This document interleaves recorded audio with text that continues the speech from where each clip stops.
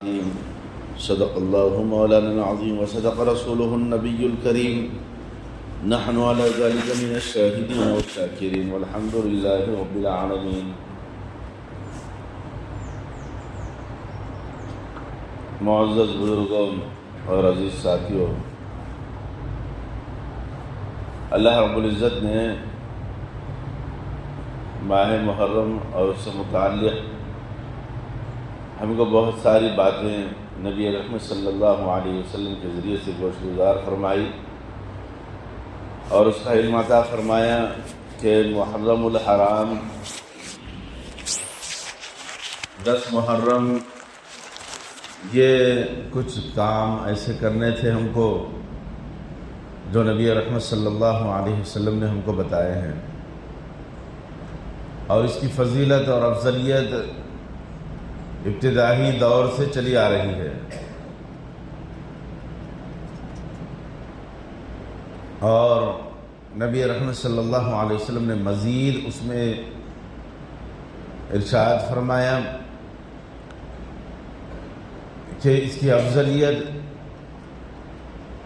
اور اس کا مقام اور مرتبہ یعنی 10 محرم کا، اس میں روزہ رکھا جائے، اور رمضان کے روزوں کی فرضیت سے پہلے محرم کے روزہ فرض تھا، یعنی 10 محرم کا روزہ فرض تھا، لیکن جیسے ہی رمضان کے روزوں کی فرضیت آئی تو اس روزے کی فرضیت ساقط ہو گئی، لیکن ماہ محرم کے روزے کی فضیلتیں برقرار ہیں۔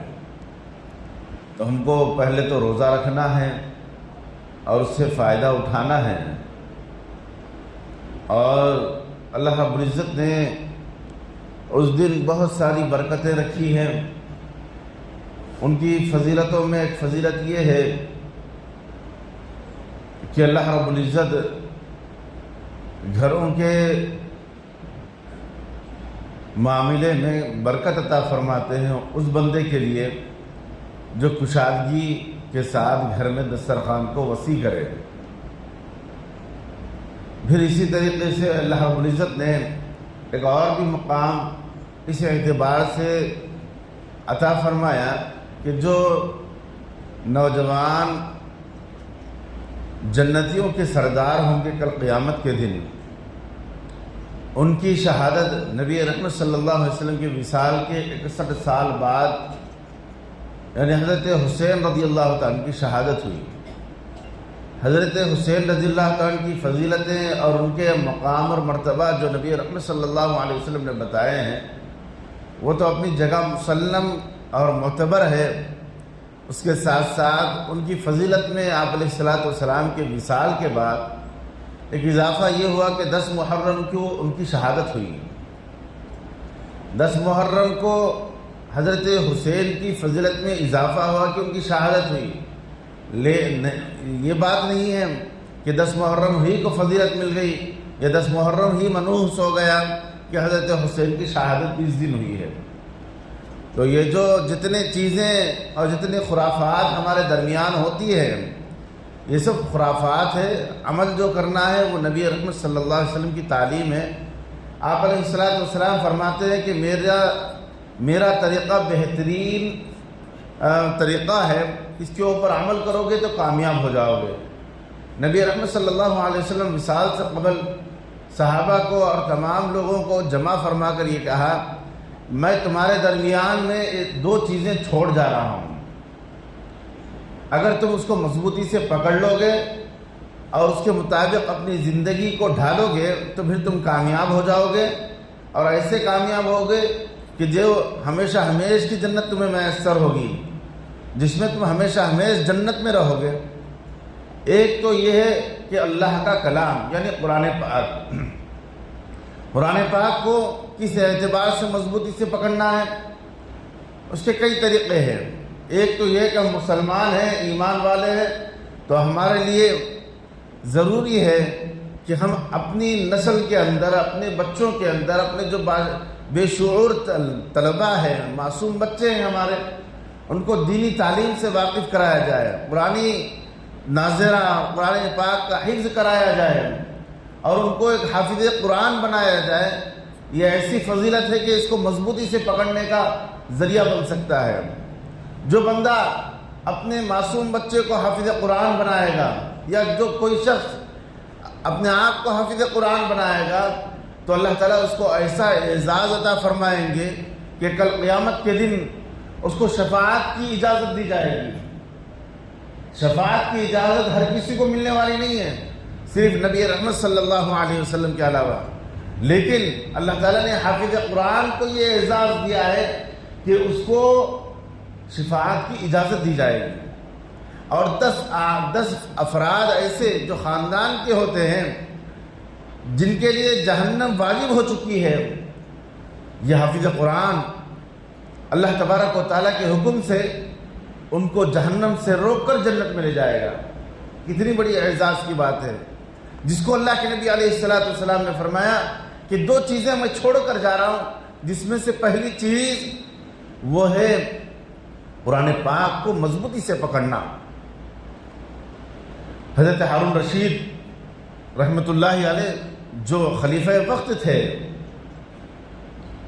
اپنے باپ کے پاس گئے اور کہا ابا جان، آپ کا پوتا حافظ قرآن بن گیا ہے، آپ کے لیے مبارک ہو۔ کہا کہ یہ تیرے لیے مبارک ہے۔ بس سادے انداز سے دادا نے بیٹے کو، یعنی باپ کو، بیٹے کو کہا کہ بیٹا یہ تیرے لیے اعزاز کی بات ہے، ٹھیک ہے جا تو۔ وہاں پوتا سامنے تھا تو باپ نے کچھ نہیں کہا، ابا جان سے کچھ نہیں کہا اور لے کر چلے گیا۔ شام میں جب فارغ ہوئے وہ ہارون رشید، اپنے باپ سے ملاقات کی اور کہا ابا جان، آپ کو وہ خوشی محسوس نہیں ہوئی جو خوشی ہونا چاہیے تھا؟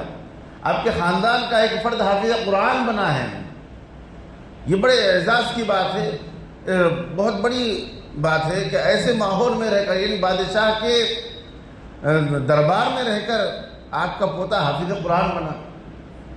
تو ان کے والد گرامی نے کہا بیٹا میرے بیٹے، یہ تیرے لیے اعزاز کی بات ہے کہ تیرا بیٹا حافظ قرآن بنا ہے، میرے لیے کیا اعزاز کی بات ہے؟ کل قیامت کے دن جو تاج پہنایا جائے گا وہ تجھے پہنا جائے گا، مجھے نہیں پہنایا جائے گا۔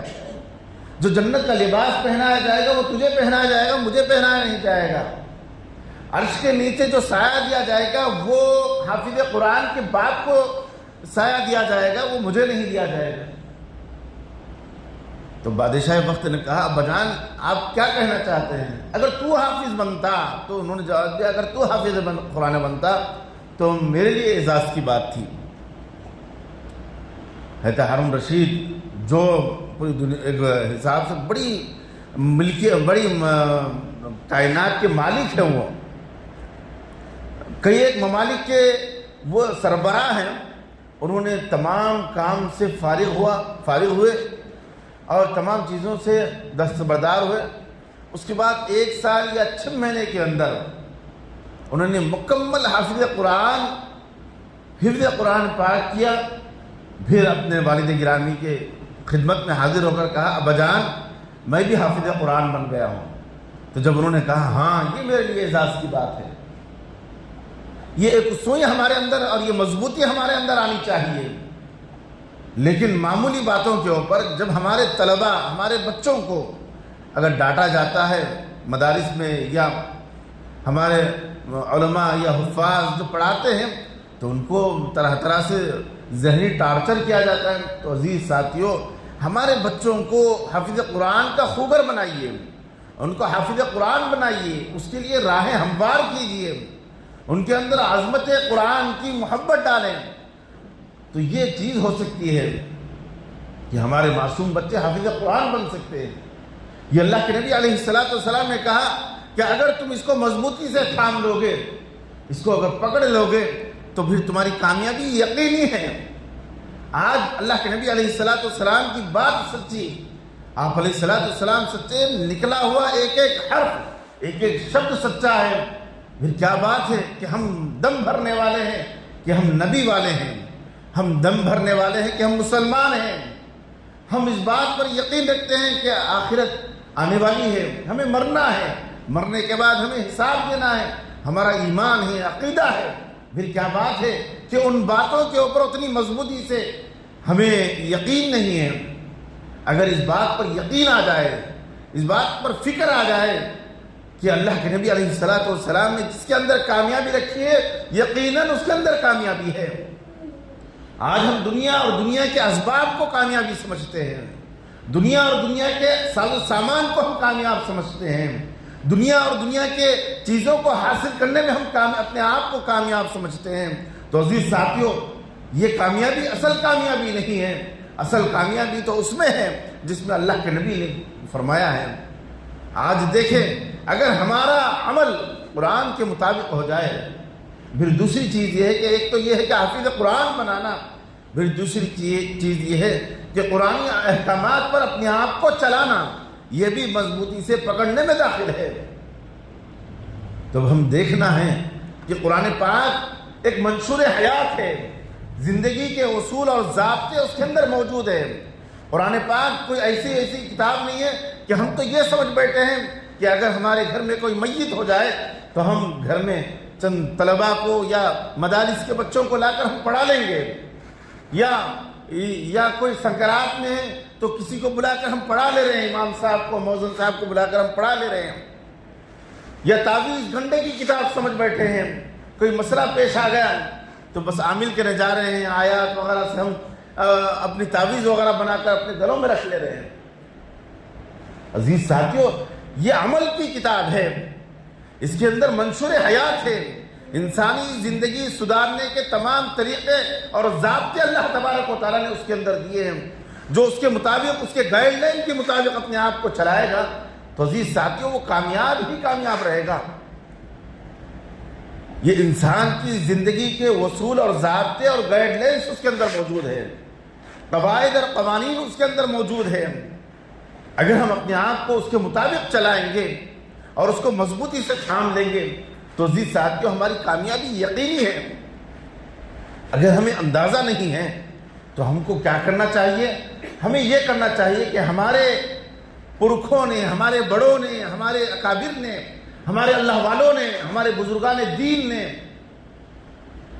انہوں اپنی زندگی کیسے گزاری تھی، ان کے واقعات، حالات اور تاریخی کتابوں کا مطالعہ کرنا چاہیے۔ آج ہم کو ان چیزوں سے واسطہ کیوں نہیں پڑ رہا ہے؟ صحابہ کرام رضی اللہ تعالیٰ علیہ مجمعین کی تاریخی احوال کی زندگیوں کو مطالعہ کر کر ہمیں دیکھنا چاہیے کہ یہ لوگ کیسے کامیاب ہوئے تھے۔ جب ہمارے اللہ والے ایک ملک سے دوسرے ملک آتے تو جس راستے سے گزرتے اس راستے کے لوگ مسلمان ہوتے جاتے، وہ گاؤں کا گاؤں، وہ دیہات کا دیہات، وہ شہر کا شہر، وہ ملک کا ملک ایمان میں داخل ہو جاتا ہے۔ وجہ کیا تھی؟ کیا ان کے پاس کوئی ایٹمی ہتھیار تھے؟ کیا ان کے پاس کوئی ایسی چیز تھی کہ اگر وہ ایمان قبول نہیں کرتا تو اسے مار دیتے؟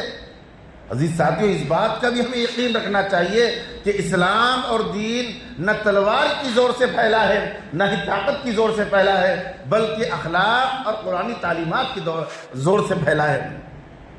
جتنا ہمارے صحابہ کرام، جتنا ہمارے اللہ والوں نے قرآن کے اوپر عمل کیا ہے اتنا ہی دین پھیلا ہے۔ آج ہمارے اندر خود دین نہیں، ہمارے گھروں کے اندر دینی شعور نہیں، ہمارے بچوں کے اندر دینی ماحول نہیں۔ وجہ کیا ہے؟ کہ ہمارے گھر کے بڑوں نے ان چیزوں کو پس پش ڈال رکھا ہے۔ اگر ہم سمجھاتے ہیں یا ہم بولتے ہیں یا آپس میں ہم ایک دوسرے سے مذاکرہ کرتے ہیں تو کہا جاتا ہے کہ ابھی ہماری عمر ہی کیا ہے، ابھی ہماری عمر ہی کیا ہے، ہماری ریٹائرمنٹ کی عمر ہو جائے تب جا کر ہم اللہ اللہ کہیں گے، تب جا کر ہم نماز پڑھیں گے، تب جا کر ہم تلاوت کریں گے۔ یہ ہماری سوچ بنی جا رہی ہے۔ ابھی تو میں جوان ہوں، ابھی تو مجھے گل چھرے اڑانا ہے، ابھی مجھے کمانا ہے، ابھی مجھے نکاح کرنا ہے، بن نکاح کے پھر مسائل ہے۔ اب ان چیزوں کے اندر ہم پڑے ہوئے ہیں، لیکن ہم تعلیمات اور تعلیمات الہی سے بے بہرے ہوتے جا رہے ہیں اور ان چیزوں کو پس پش ڈال رہے ہیں۔ تو اللہ کے نبی علیہ الصلوۃ والسلام نے فرمایا کہ قرآن پاک اور اس کے جو مواخذ ہیں ان کو مضبوطی سے تھام لو۔ تو یہ دوسری چیز ہوئی۔ ایک تو یہ ہے کہ ہم اپنے آپ کو یا اپنے بچوں کو حافظ قرآن بنائیں۔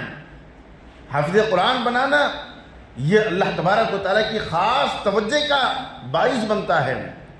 آپ دیکھیں ایک مثال کہ پتھر تو پتھر ہوتے ہیں، لیکن جس پتھر کے اندر سورج کی کرنوں کی شعاعوں کو جذب کرنے کی صلاحیت آ جاتی ہے، اس کے اندر وہ قوت پیدا ہو جاتی ہے، تو وہ پتھر پتھر نہیں رہتا بلکہ ایک ہیرا بن جاتا ہے، ڈائمنڈ بن جاتا ہے، وہ ایک قیمتی پتھر بن جاتا ہے۔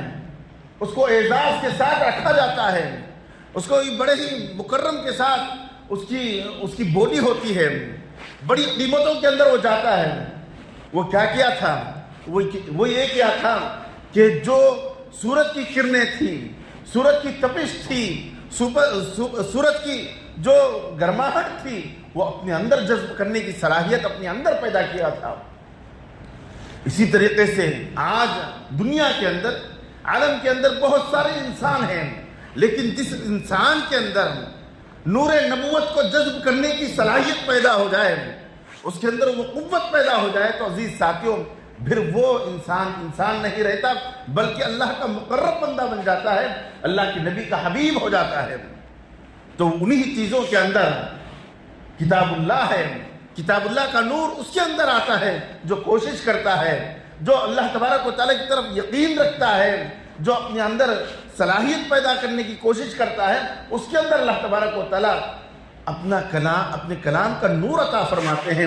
تو عزیز ساتھیوں، یہ نور الہی اگر ہمیں حاصل ہونا ہے تو کچھ ہمیں محنت بھی کرنا ہوگا، کچھ کوشش بھی اور کچھ پہل ہمیں کرنا ہوگا۔ تو لہذا ہم اس بات کی پہل کریں کہ کچھ مسائل آئیں گے۔